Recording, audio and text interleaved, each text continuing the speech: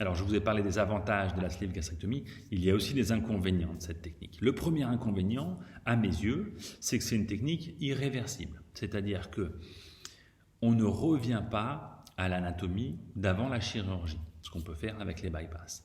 Quand on fait une sleeve gastrectomie, on découpe une partie de l'estomac qu'on envoie en analyse, mais grosso modo qu'on met à la poubelle et qu'on ne peut pas réutiliser.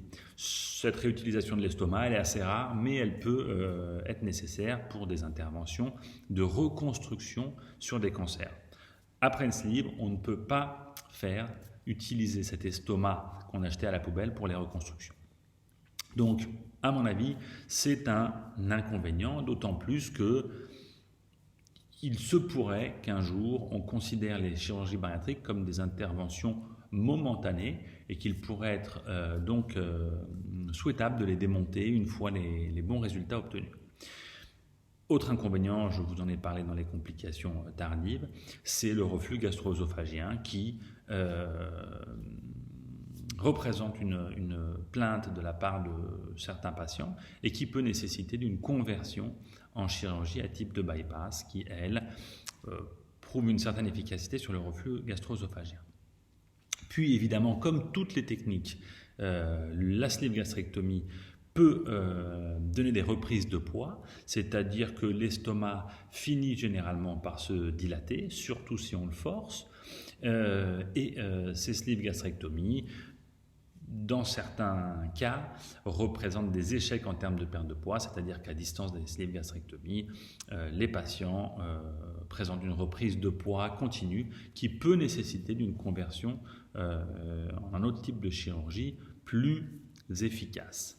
Et puis, il y a des malfaçons chirurgicales, c'est-à-dire que aujourd'hui, beaucoup de chirurgiens considèrent que pour qu'une sleeve soit efficace, il faut faire une sleeve assez serrée, il faut faire un tube assez serré. Effectivement, dans ces modifications-là chirurgicales, en faisant un tube assez serré, on va augmenter le pouvoir restrictif de la sleeve et donc limiter un peu plus la qualité et la quantité des aliments ingérés. Mais ces sleeves serrées, elles donnent aussi lieu à des grands problèmes, c'est-à-dire des limitations trop importantes en qualité et en quantité, donc des carences.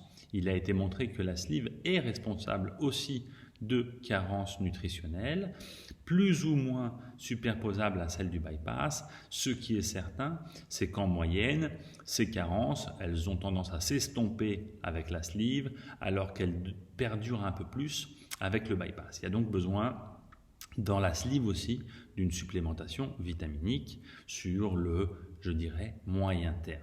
Elle est moins importante que la supplémentation vitaminique requise pour les bypass.